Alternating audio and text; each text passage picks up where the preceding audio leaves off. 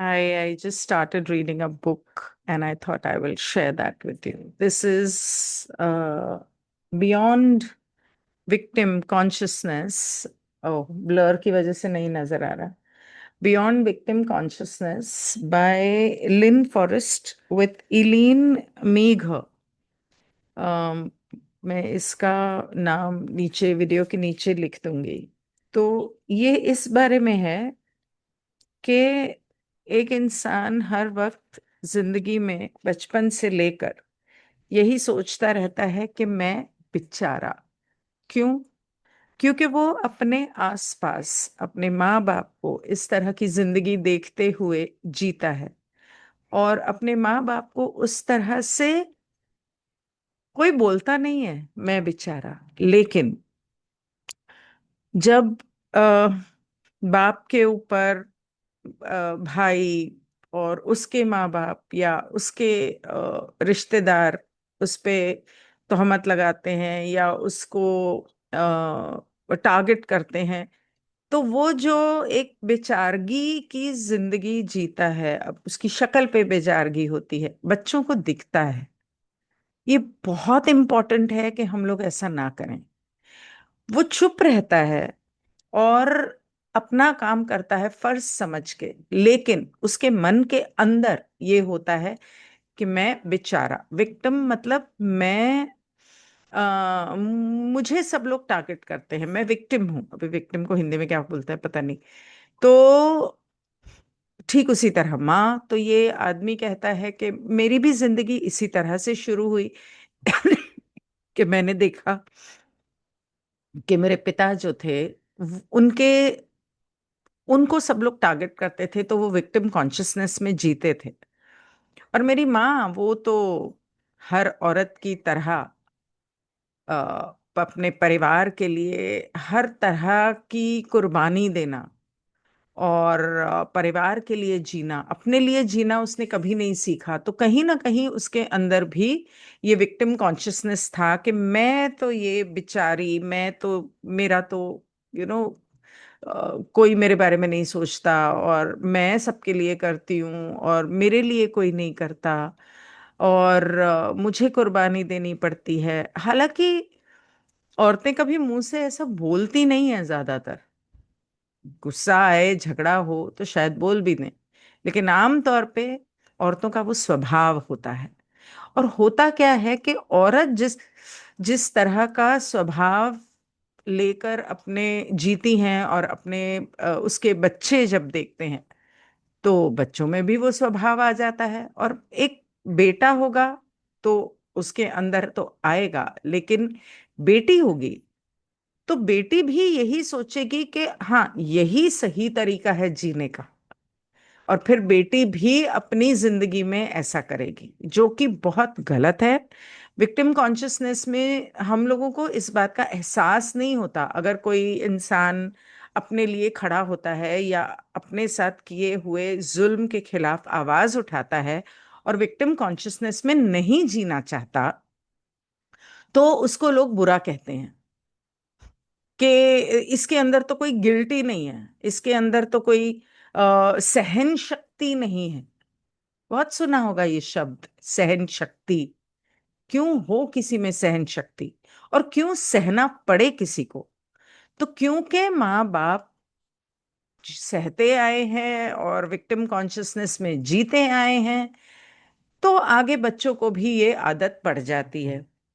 और ये जो है, ये यहाँ पर मैंने जो एक दो पेज पढ़े, मैं उसके बारे में आपको बता रही थी. और आगे मैं पढ़ती हूँ. That my mother believed in one true God and she modelled a love of exploring a relationship with what she called mother father god and what I refer to as source. My mother knew how to make the best of life situations that were less than ideal, and she died as she had lived, beautifully modeling the grace of acceptance and surrender.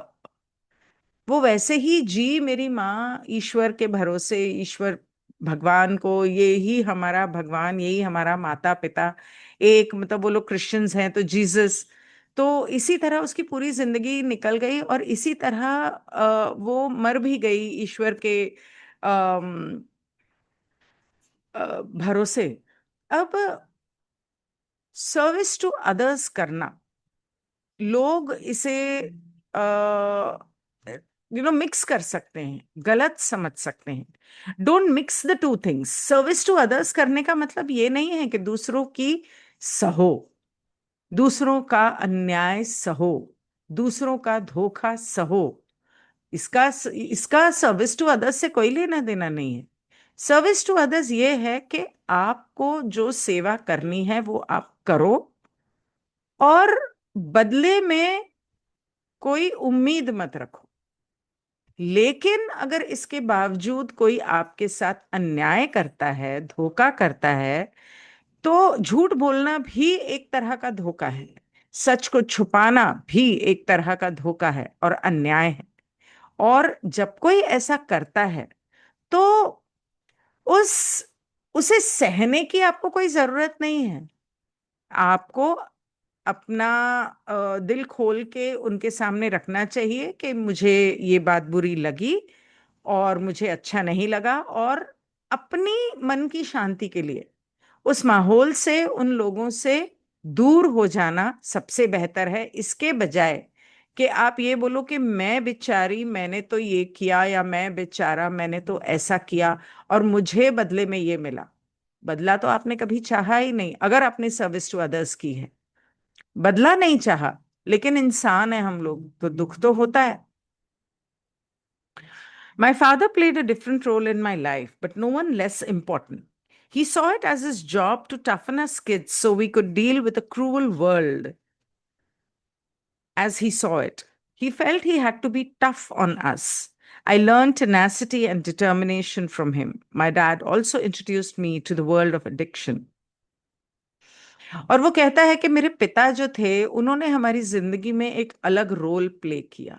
उन्होंने हमें ये सिखाया कि ये दुनिया बहुत जालिम है और बहुत सख्त है। तो इस दुनिया से लड़ने के लिए तुम में ताकत होनी चाहिए, हिम्मत होनी चाहिए, और तुम्हें लड़ना आना चाहिए। क्यों? क्योंकि वो पिता खुद नहीं लड़ सकते थे। आमतौर पे जब इंसान खुद अन्याय के खिलाफ लड़ नहीं पाता, चाहे वो अन्याय अपने पिता का, अपने भाइयों का, अपने माँ बाप का हो, अपने रिश्तेदारों का हो, अपने बॉस और कोलीग्स का हो, जब खुद नहीं लड़ पाता ना तो अपने बच्चों को सिखाता है। इससे बेहतर है, बच्चों को सिखाने से बच्चे नहीं सीखने वाले।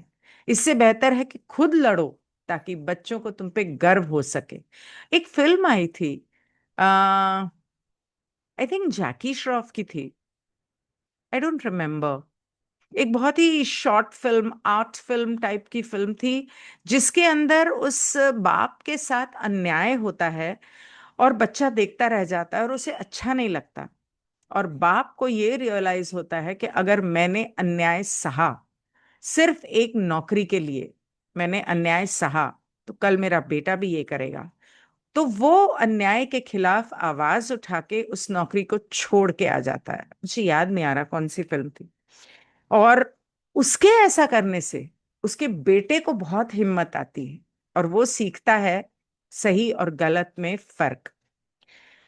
आमतौर पे हमारे जितने शैडोज होते हैं, हमारे अंदर जो अंधकार होता है जिसे हमें पार करना है, और अ, अपनी अंदर की बुराइयां, जिसको हम बुराइयां कहते हैं, वो बुराइयां नहीं होती, वो बुराइयां इस वजह से होती हैं।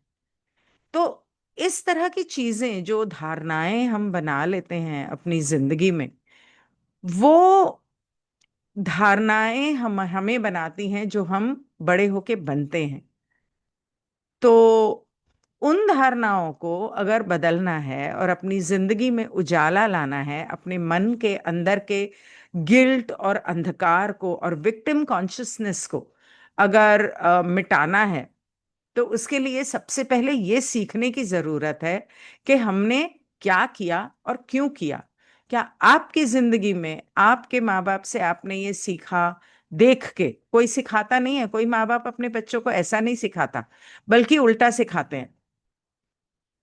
आगे वो कहते हैं कि मेरे पिता ने हमारे साथ बहुत सख्ती बरसी बरती, और साथ में मुझे एडिक्शन भी सिखा दी। अब वो सिगरेट थी, शराब थी, क्या था मुझे नहीं पता। शराब।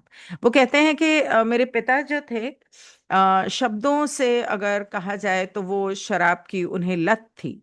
और अपने जिंदगी के आखिर 15 सालों में he entered the light of a better life through the 12 steps of.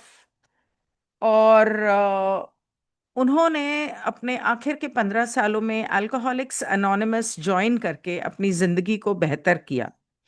His role in my life was in to introduce me to a life style of addiction, the a path I followed into the depths of despair। उनका role मेरी जिंदगी में सिर्फ ये था कि उन्होंने मुझे भी शराब की लत लगा दी। उनको देखकर मैंने भी शराब पीना सीख लिया, और अपनी दुख में, अपनी जिंदगी की परेशानियों में मैं शराब में घुसता चला गया।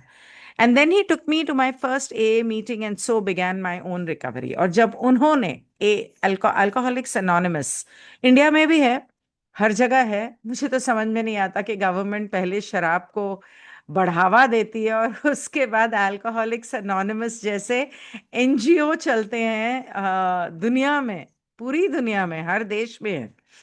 तो वो कहता है कि मेरे पिता मुझे अल्कोहलिक्स एनोनिमस की फर्स्ट मीटिंग में लेकर गए, जहां पर मेरा जिंदगी को की तरफ वापस लौटने का सफर शुरू हुआ। मेरे माता और पिता दो अलग अलग मेरे अध्यापक थे जिंदगी में। लेकिन दोनों दोनों ही अमूल्य थे। उनका मेरी जिंदगी में एक बहुत ही महत्वपूर्ण रोल रहा। It took me years to see that, लेकिन ये जानने और पहचानने में मुझे बहुत समय लग गया। I had to step aside